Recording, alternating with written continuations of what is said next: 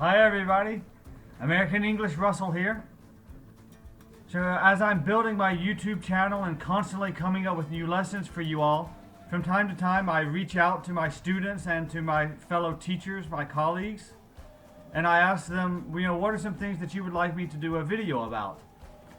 And several people suggested that I teach you a bit about phrasal verbs.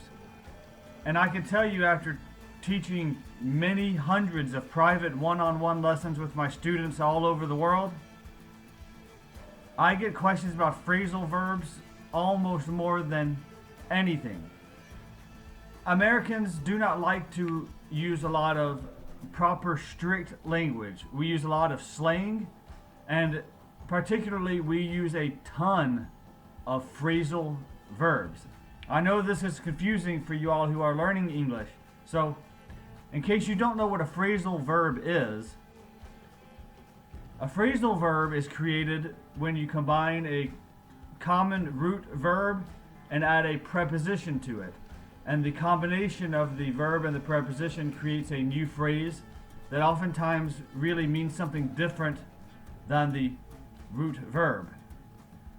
There are thousands, probably countless examples of phrasal verbs used in American English, so I cannot even begin to teach you all of them. So I'm going to start with giving you 5 today that I think are pretty common, and some of them I think I've even used in some of my previous videos. So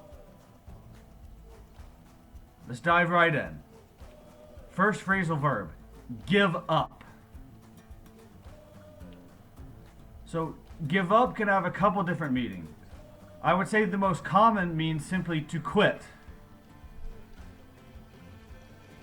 When I was young, I tried to learn the trumpet, but it was too difficult for me to play the trumpet, so eventually I had to just give up. Another example of give up has a completely different meaning.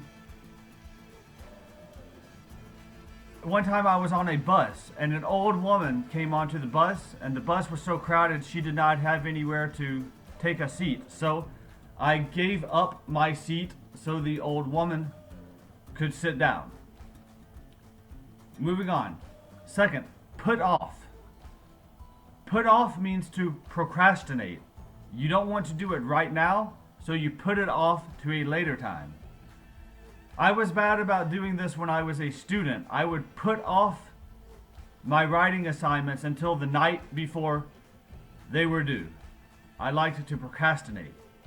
Now, I very seldom put things off. If I know I have a responsibility, I try to do it as soon as possible. My personality has changed over the years.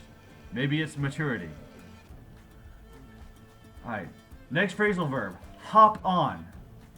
This is something that I've used in my videos before, and one person told me that it was very confusing to them. So hop on means to join something. I think in one of my videos I said, I wanted to hop on real quick today and give you a lesson about such and such.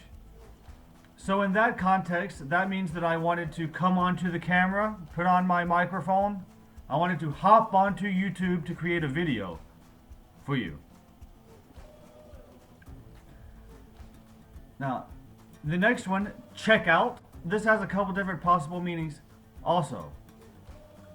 If you're referring to a hotel, there's a process where when you arrive to the hotel and you go to the desk and you give your credit card and you tell them your name and you give them your reservation number. We call this checking in to the hotel.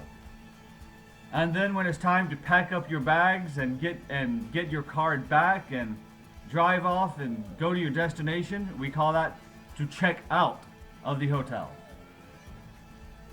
But the meaning that I really want to talk about more today, check out means to take a close look at something, like to really examine it. So someone may say to me, hey, there's a new restaurant in town. I think you would love it. The food is delicious. The wine is the finest in the city. And I may say, that sounds amazing. I need to check that out.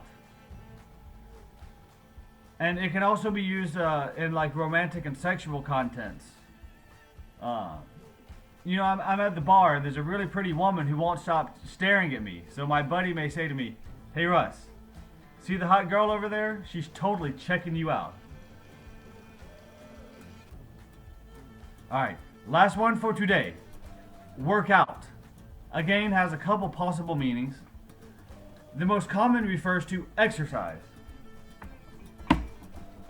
So, I am working out. To exercise. Workout can also mean to like solve a problem.